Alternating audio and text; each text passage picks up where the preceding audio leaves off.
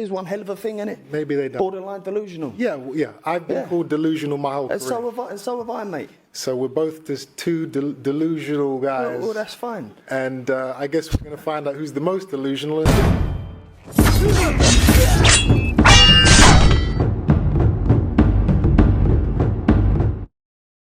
In this fight, if you pull off a miracle and beat me, you're a superstar. You know, you're a made man. You're out your father's shadow. It's beautiful. I'm out my father's shadow already, mate. No, you're not yet. Not yet. Okay, that's your opinion. Yeah, you're not. That's your proven opinion. Yet. You're not proven yet. That's your opinion. This is your chance to do that. No, I disagree. And if you lose, it's too early. It was too early. It was too soon. You keep thinking about excuses, though. No, You don't hear me come out with one excuse. Oh, you know, he's a heavier weight and I'm taking the gun. I couldn't give a rat's ass. I think I can beat you. I'll beat you.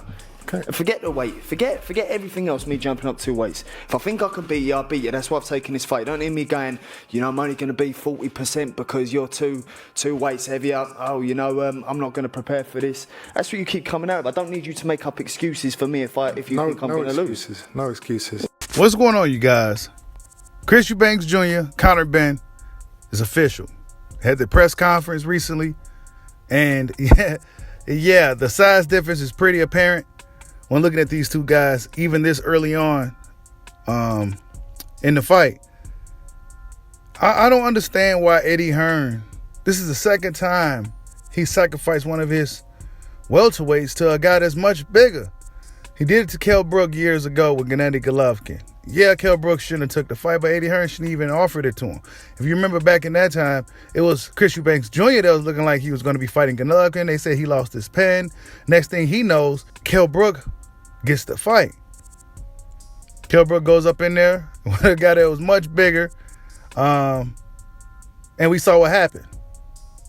Fast forward some years later, now Conor Benn is on the rise, and he's really on the cusp of becoming a world champion relatively soon. He's rated really high in all the sanction bodies. However, Eddie Hearn feels obligated to put him in a big glamour money fight with a much bigger, more experienced Chris Eubank Jr. I'm not quite sure why Eddie Hearn does these things.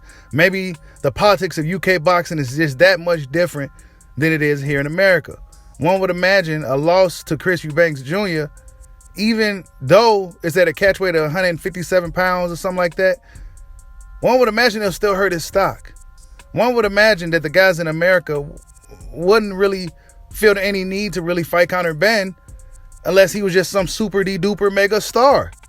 And that's really not the case. Now, maybe this fight will increase his profile in the UK if he's victorious. But if he loses, I think his stock will plummet.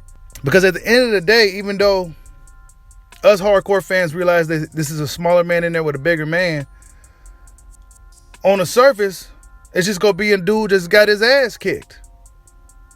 So if he got beat up by this guy, how you going to beat that guy? But see, we know that he's in there with a much bigger dude, a guy that fought all the way up to upwards at 168 pounds.